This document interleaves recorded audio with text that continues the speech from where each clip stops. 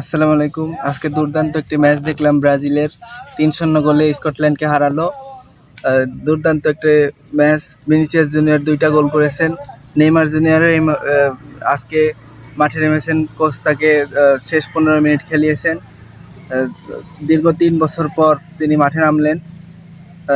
আজকেও একটি দুর্দান্ত ম্যাচ হয়েছে। আজকে আরেকটি ম্যাচ আছে জার্মানির ম্যাচটিতে। জার্মানির ভালো একটা একাদশ নিয়ে যদি মাঠে নামতে পারে তো জার্মানি জয়লাভ করবে ব্রাজিলের মতো। জার্মানির মনে আছে কিনা আপনাদের যে জার্মানি 14 বিশ্বকাপে ব্রাজিলকে 7-1 গোলে হারিয়েছে ব্রাজিলকে 7-1 গোলে।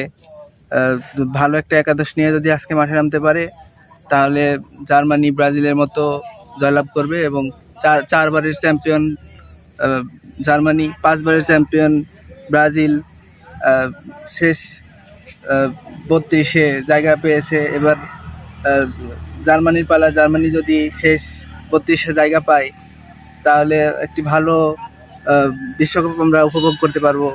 ওইদিকে আর্জেন্টিনা চলে গেছে শেষ 32-এ, রাউন্ড অফ 32 যেটা। আর্জেন্টিনা গেছে, ব্রাজিল গেছে, এবার জার্মানিও যাবে। অনেকগুলো দলই ভালো পারফরমেন্স করছে। এবার কি নতুন চ্যাম্পিয়ন আমরা দেখতে পাবো কিনা, না পুরনো চ্যাম্পিয়নই আবার কাপ নিবে, এটা আপনারা একটু জানাবেন। আর জার্মানি আমার মনে হয় যে এই ম্যাচে যদি ভালো খেলতে পারে এই ম্যাচে জয়লাভ করবে। আপনারা কি মনে করেন, জার্মানি কি জয়লাভ করবে ব্রাজিলের মতো? একটু বড় ব্যবধানে যদি জয়লাভ করতে পারে জার্মানির জন্য অনেক ভালো।